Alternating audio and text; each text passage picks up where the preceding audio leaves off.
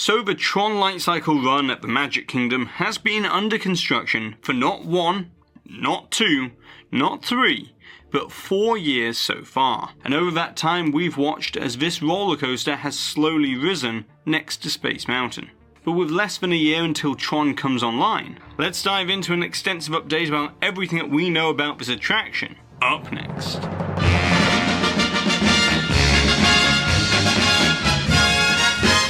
Hi there Waltineers, I'm Jack and this is of course DSNY Newscast, and before we get started be sure to go and subscribe down below, hit that notification bell if you've already subscribed, and I also wanted to say that I've split this video up into separate chapters, so therefore you can jump directly to the information that you're most interested in. And with that out of the way, let's get straight into it.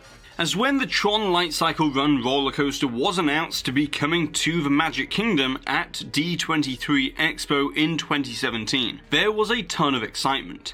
And in actual fact, TRON has a bit of a history with Walt Disney World that spans back to the 1980s. As not long after Epcot Center opened in 1982, Disney installed signage teasing an upcoming TRON arcade called the Game Grid that would have been within Communicore. However, over time the project slowly disappeared and the signage was removed. And so with the arrival of the TRON Lightcycle Run, almost 4 decades later, that original promise of TRON at Walt Disney World is finally being fulfilled. But despite many fans knowing that this is going to be almost an exact carbon copy clone of the TRON Lightcycle Power Run at Shanghai Disneyland that opened in 2016, I think it's safe to assume that many Walt Disney World guests won't be as familiar with all of the details of this attraction. So let's begin with what we can expect. As first of all, this roller coaster is kind of a big deal for the Magic Kingdom, as it's the fastest Disney roller coaster in the world with a launch speed of 60 miles per hour, and that takes place every 26 seconds, which dethrones the previous record holder of Rock 'n' Roller Coaster at 57 miles per hour. But what really makes this roller coaster truly unique amongst other Disney attractions, and is easily one of the most exciting elements, is that you'll be jumping onto a TRON light cycle and racing throughout the grid, complete with onboard LED lighting accents and special effects sound design to make it as authentic as possible and make it feel like you're in the movie. But to achieve this, Imagineering decided that for the first time ever within a Disney park, they would be utilising a motorbike roller coaster configuration, which will require guests to climb aboard and straddle the light cycle, with their chest and stomach laying flush against the body of the bike. And then the handlebars will then come forward and the lower back restraints will lock firmly in place, ensuring onboard safety. Although unfortunately a byproduct of this unique ride vehicle design means that it's not as widely accessible to all guests, as not only does it have a 48-inch height requirement, but also the forward seated angle means that there are space limitations for the lower back restraint as well. But that's where the more accessible ride car at the end of certain roller coaster trains comes into play, as it's not very widely known, but there are traditional seated positions much like Big Thunder Mountain and Seven Dwarfs Mine Train, whilst also allowing guests to lean forward a little bit like they're on the light cycle. And this is suitable for guests to transfer from a wheelchair as well. Although I do suspect that Disney might end up increasing the overall ratio of traditional seated cars to each train to better accommodate all guests visiting Walt Disney World.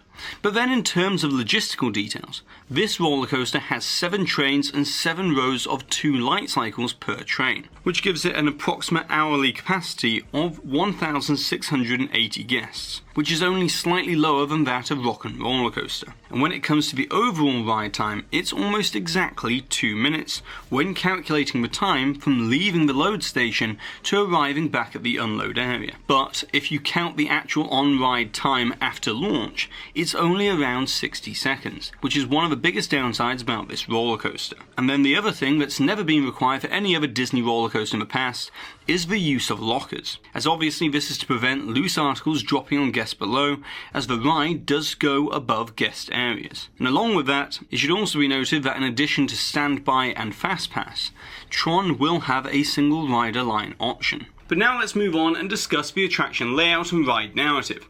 But to do this properly, I'm also going to have to combine it with a bit of a construction update. As first of all, this location here, with the steel archway, is where the attraction's entrance will be. And then this incomplete section without the exterior panelling is the attraction's exit, and in front of the exit is where the lockers will be located. However, the arch that is visible at the moment is only one of many that will form a sort of translucent tunnel into the TRON system environment for the attraction entrance. And it's when we enter the interior queue that the lighting effects symbolise a portal where we become programs within this digital world. And the queue will consist of confined corridors and switchbacks that are purposely disorientating as you descend down deeper into the back of the show building, where the loading area will be on ground level. And because the launch tunnel is directly below the attraction's entrance, it means that within the queue we actually cross over the top of the launch area, which provides a real-world live preview, whilst also serving as a sort of pre-show as well. But then when it comes to the load station setup, TRON will require guests to step through the roller coaster and board from both sides, as is typical for motorbike style coasters. And then once in place, the ride will begin by turning right and into the first show scene that is called the system launch. As in terms of story, it's the use of Sam Flynn's identity disc that will launch us outside at 60 miles per hour under the canopy that is officially called the upload conduit and into the grid inside the gravity box. But considering that it's very hard to distinguish the track layout from the ride footage, let's use this aerial image taken by BioReconstruct in 2019 to give us a better understanding of the exact track layout inside the building. As once you enter the building, you will go from this initial brake section into the first helix, then out around this banked turn and into a second helix, before entering into almost a figure of 8 looping around the entire show building.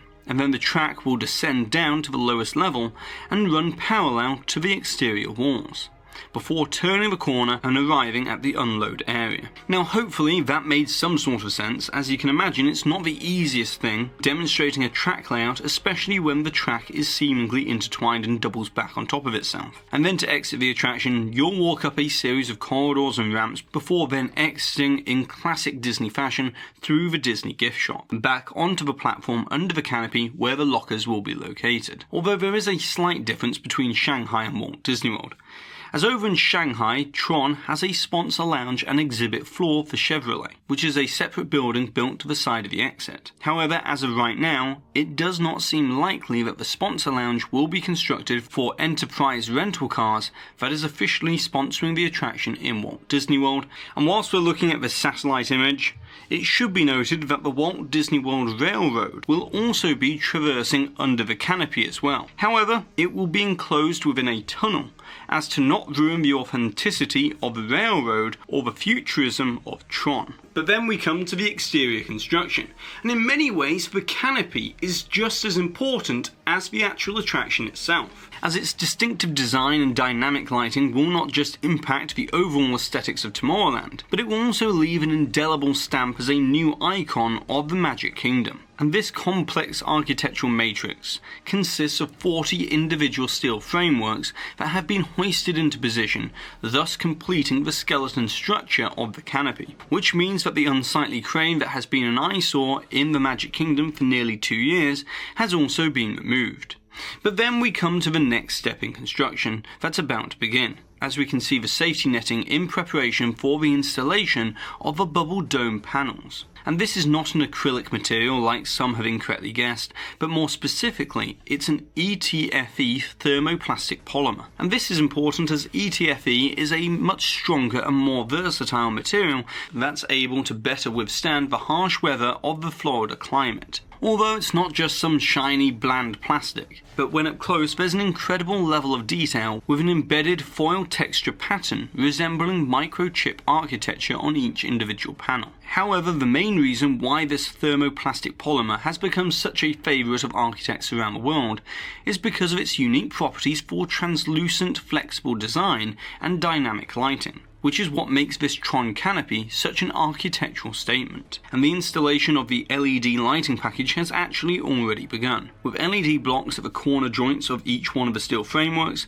and eventually LED strips will extend along the connecting steel branches. And when complete, this will come to life at night with the same colour-shifting vibrant wave of colour, illuminating Tomorrowland's nighttime skyline. But then in terms of the interior construction, we know that some of the themed show set pieces were installed prior to the track enclosure in 2019 thanks to this photo from blogmickey.com. However, in October 2020, there were reports that Disney had made the decision to purposely slow the pace of construction because of the economic uncertainty surrounding the pandemic and were choosing to prioritise other projects instead, which led to the sealing up of the show building in December. But recently, the show building has been reopened once again, and work seems to have resumed on the interior theming and the installation of show set pieces. And so the million-dollar question that we're all wondering to conclude this video for today is, of course, when will the TRON Lightcycle Run open? As originally Disney stated in 2017 that it would be open in time for the 50th anniversary. However, with less than 3 months until October 1st at the time of this recording, there is no chance that this will be open for the celebration kickoff.